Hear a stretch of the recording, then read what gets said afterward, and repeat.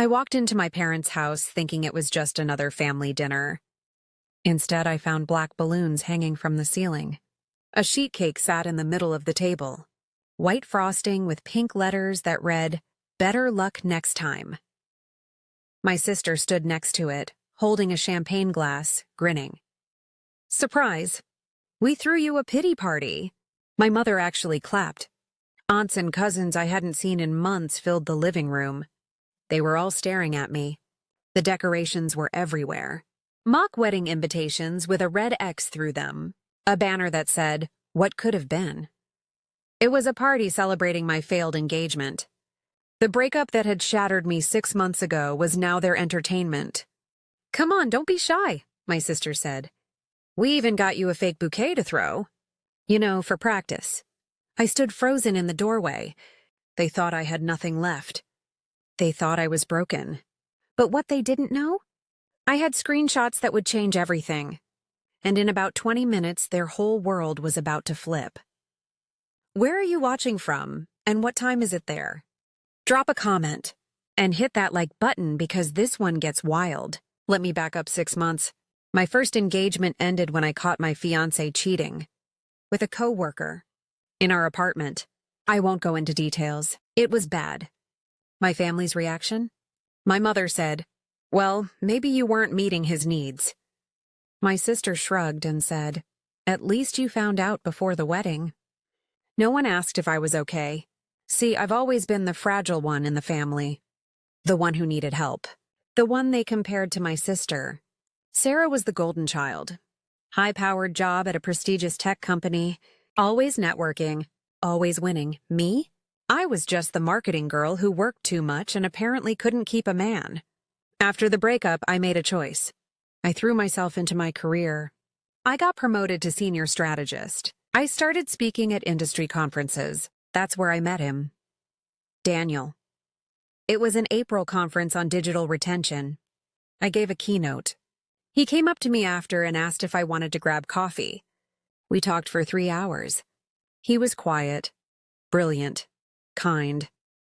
He saw past the broken pieces I was still gluing back together. We started dating. Slowly, carefully. I kept records of everything. Screenshots of our texts, photos from our trips. It's a work habit. Document, archive, protect.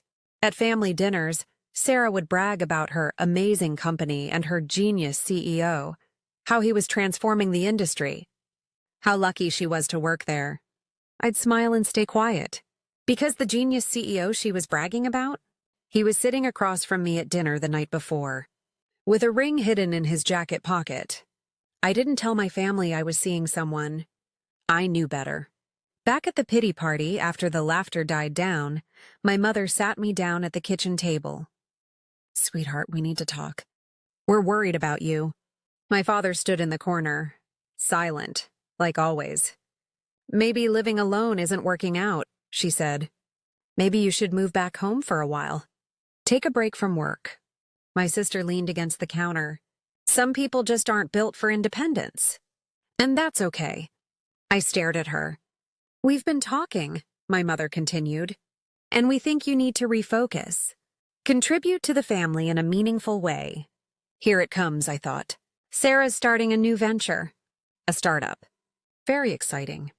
"We think you should invest." "Invest," I repeated. $40,000, Sarah said. She wasn't asking. She was telling. "From your savings. To prove you support this family."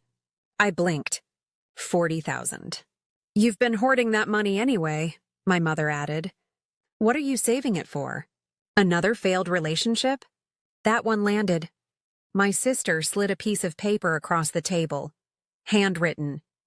"I owe you $40,000 from..." And my name, blank signature line at the bottom. "Just sign it," my father said. His first words all night. "Keep the peace." My aunt poked her head in. "Everything okay in here?" "Just fine," Sarah said, smirking at me. "Right, sis?" I looked at the IOU. I looked at my sister. "I'll think about it," I said. I stood up and walked to the bathroom. I wasn't thinking about their deal. I was thinking about mine.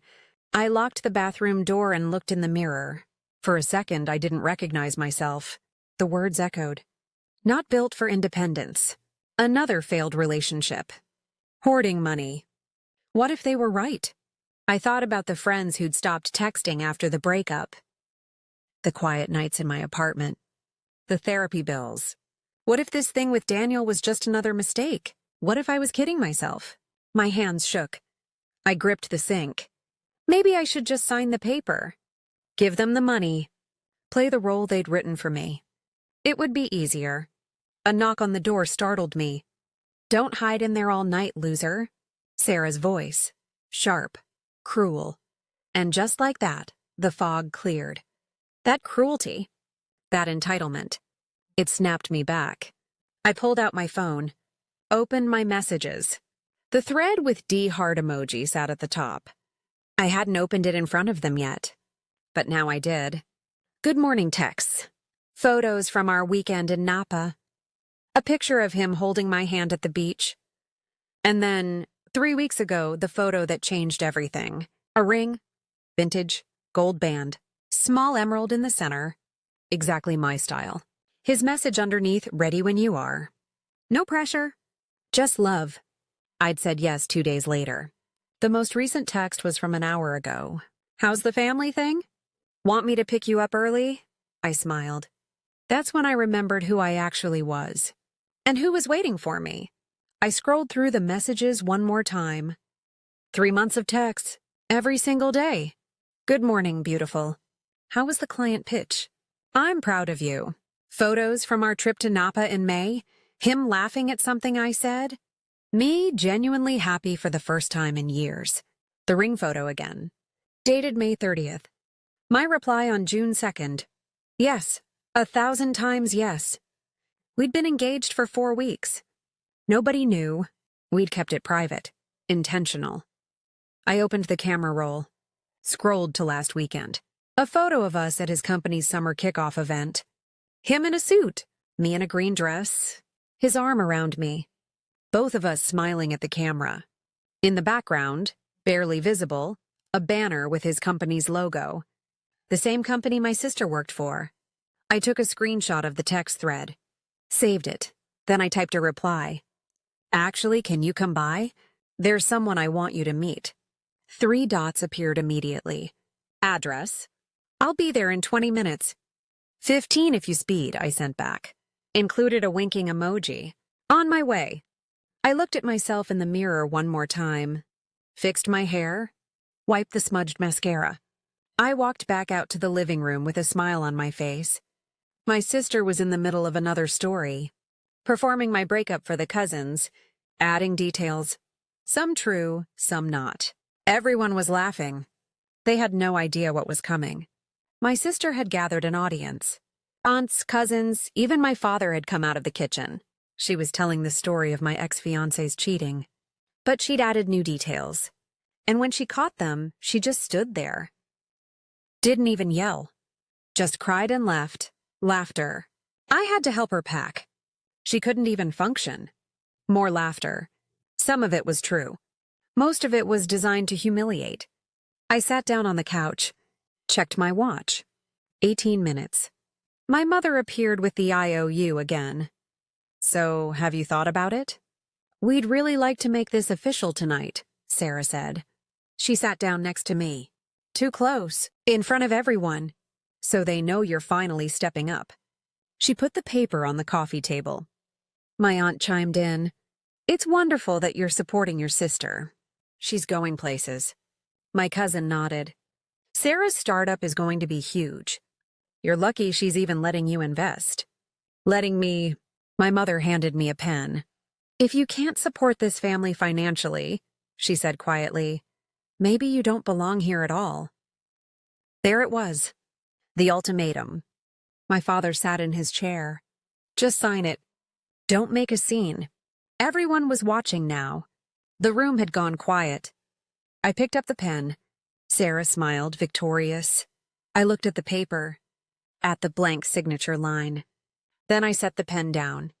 Before I sign anything, I said, I should probably mention something. Everyone leaned in. I'm engaged. Silence. Then my sister laughed. Sure you are. My cousin snorted. To who? Another guy from a dating app? Someone you met online? My aunt asked, fake concern dripping. My mother just sighed. Sweetheart, please don't embarrass yourself. I pulled out my phone, opened LinkedIn, and set it on the table. The phone screen glowed on the table. LinkedIn profile. Professional headshot. Tailored suit. Confident smile.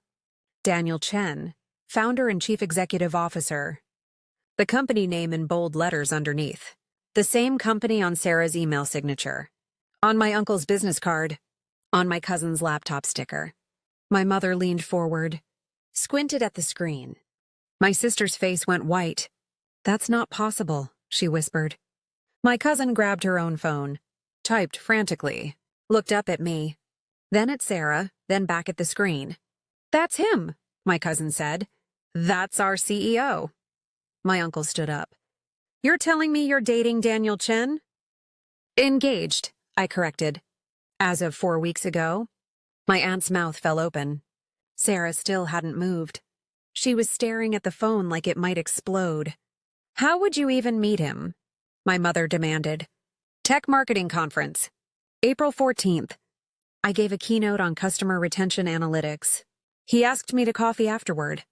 I said it simply. Like I was reciting directions. My sister finally spoke. You're lying. Am I? The LinkedIn profile showed everything. 12 years of experience. Board member at 2 nonprofits. 500 plus connections. The little green dot next to his photo showed he was active right now. My cousin turned her phone around. She's not lying. That's him. I've seen him in meetings. My uncle sat back down heavily. My mother looked at me like she'd never seen me before. He's on his way here, I said. Should be arriving any minute. The doorbell rang. Perfect timing. That'll be him. In the seconds before someone moved to answer the door, everything clicked into place. This was never about helping me. It was about control. I remembered Christmas. Sarah had mentioned cash flow problems with a side project. She'd brushed it off, but I'd seen the stress in her face. I remembered every family gathering. The script never changed. Sarah was the winner. I was the mess. She needed me to fail so she could shine. My mother needed me to be fragile so she could feel necessary. My father needed peace even if it meant my silence. The $40,000 wasn't an investment. It was a test. A loyalty oath. Stay small. Stay broken. Stay in your lane. If I gave them the money, I'd be proving I knew my place. If I refused, I'd be the selfish one. The ungrateful daughter. They'd built their identities around my failure. My real success, my real happiness, my real love, it shattered the narrative. And they couldn't allow that. I'd seen Sarah's laptop screen once over her shoulder at Thanksgiving. A Slack message about runway ending and need bridge financing. The startup wasn't thriving. It was dying. And I was supposed to be the lifeboat. Not because she respected me, because she thought I was weak enough to say yes. I stood up and walked to the door. This wasn't about revenge. It was about truth. I opened the door. Daniel stood there, smiling, holding a bottle of wine. Sorry I'm late. Board call ran over. He kissed my forehead. I took his hand. Come meet my family. Daniel stepped inside. He was exactly as I'd described him to myself 100 times. Calm, confident, kind. Tailored navy suit. No tie. Soft smile. He looked at me first. You okay? I nodded. Then he looked at the room full of frozen faces and his smile widened. Sorry to crash the party. I hope it's all right. Professional, warm, completely at ease. I led him into the living room. My sister was still sitting on the couch, pale, staring. My mother had her hand over her mouth. My plan was simple. No grand speech. No gloating. No revenge monologue. Just introduction. Just reality. I would let the truth do the work. I wasn't here to humiliate them. I was here to free myself. Everyone, I said, this is Daniel. He gave a small wave. Hi, great to finally meet you all. I've heard so much. His laptop bag hung from one shoulder. The employee badge clipped to the strap was just visible. D. Chen, Chief Executive Officer. My cousin saw it first, nudged my aunt. "Daniel?" I continued. "This is my family." He stepped forward and extended his hand to my father first. "Sir, pleasure." My father shook it. Automatic. Still processing. Daniel moved to my mother. "Thank you for raising such an incredible woman." She shook his hand weakly. Then he turned to Sarah. Recognition flickered across his face. "Oh, wait, Sarah Chen, right? Product team?" My sister managed a nod. "We met at the second quarter summit. Great work on the retention metrics project." He said it genuinely, because he was a good boss. He had no idea this was a battlefield. To him, it was just a family dinner. My uncle recovered first. He stood and shook Daniel's hand. "We didn't realize the two of you were connected." "Almost 4 months now," Daniel said. He looked at me. His whole face softened. "Best 4 months of my life." He meant it. My sister was still frozen on the couch. My cousin leaned over and whispered something to her. Sarah didn't respond. Daniel accepted a glass of water from my mother. Thanked her. Made small talk about the drive over, traffic on the highway, the weather. He was so normal, so kind. It made the contrast sharper. My father tried next. "So you run the tech company where Sarah works?" "I do. We've got an incredible team." He glanced at Sarah. "Your daughter included." "The product division's doing great work." Sarah finally spoke. "Thank you, sir. Sir." At home, she called him Chen with the other employees. Casual, peer level in her stories. Now it was sir. Daniel sat down on the arm of the couch next to me. Put his hand on my shoulder. My aunt, always the one to push, asked the question, "How did this happen? I mean, how did you two even meet?" Daniel lit up. He told the story. The conference. My keynote. How he'd been impressed by the data storytelling. She broke down customer journey mapping in a way I'd never heard before. I had to talk to her. He described our first coffee. How 3 hours disappeared. How he'd asked for a second date before the first one even ended. "I knew right away," he said. "She's the smartest person I know. And the kindest." My mother's face was unreadable. Daniel kept going. Mentioned our weekend trips. The conversations. How I'd helped him think through a product pivot. "She doesn't work for me," he clarified. "But she's consulted on a few things. Off the record. Her instincts are incredible." My uncle asked about the wedding. "October," I said. "Small ceremony. Just close friends and people who've really supported us." The word supported hung in the air. Daniel squeezed my shoulder. My sister stood abruptly. "Excuse me." She walked toward the kitchen. My mother followed. I could hear the urgent whispers. Daniel leaned down. "Should we go?" "This feels tense." "1 more minute," I said softly. Sarah came back, composed, fake smile. "Congratulations. Really, I'm happy for you." "Thank you," I said. She looked at the IOU still sitting on the coffee table. "About that investment," she started. "I'm going to pass," I said gently. "But I'm sure your third-quarter funding pitch to the board will go well." Her eyes widened. I knew about the pitch. She'd mentioned it once, weeks ago, in passing. And now she knew I knew, and Daniel was on that board. "We should get going," Daniel said, standing. "Early morning tomorrow." I hugged my mother, brief, cool, nodded to my father. "Good to meet you all," Daniel said. We walked to the door. On the way out, I left the IOU on the hall table. Unsigned. In the car, Daniel turned to me. "Are you okay?" I exhaled. "I am now." He'd known about the family dynamics. I'd told him everything over the past months. The comparisons. The control. The way they made me feel small. He'd offered to skip the party entirely. But I'd needed to face it. Not for them, for me. The next week, Sarah sent a text. "I'm sorry for how things went. I hope we can move past it. Short. Careful. Probably drafted 3 times. I replied, "I appreciate that. I need some space right now. No demands, no drama. Just a boundary." At work, Daniel maintained strict professionalism regarding my family members.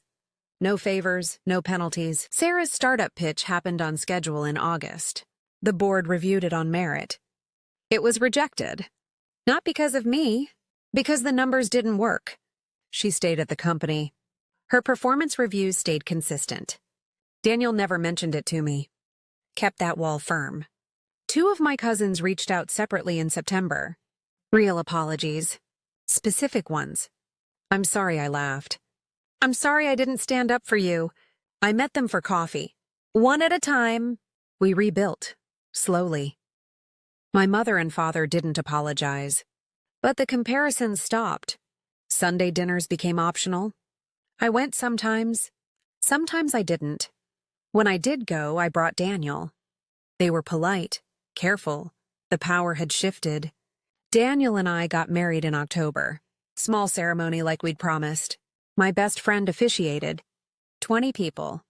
A garden venue. Sunset vows. The family wasn't invited. They sent a gift anyway. A silver picture frame, no card. I didn't send a thank you note. A year later, I started a nonprofit, coaching people through post-breakup career pivots, helping them rebuild when relationships fall apart. Daniel's company sponsored it. We launched in a small office downtown. 12 clients the first month. 40 by month 6. I got an email from one client that made me cry. You taught me I'm not broken, just breaking free. Thank you. That's what it was always about. Not winning, not revenge. Just refusing to shrink. The family still doesn't really get it. My mother asks when we're having kids. My father still avoids conflict. Sarah and I are polite at holidays, professional, distant. But I don't need them to understand. I needed me to understand. Your worth isn't up for a family vote, and the right people won't need you to fail so they can shine. So let me ask you, have you ever had to set boundaries with family? How did you do it? What happened? Drop your story in the comments below. I read every single one, and if this story hit home, if you've ever felt too small in your own family, hit that subscribe button. You're not alone. One last thing. This story is a fictionalized dramatization for entertainment purposes. It's not legal, financial, or relationship advice. Always consult qualified professionals for your specific situation. Thanks for watching. And remember, you don't need permission to grow.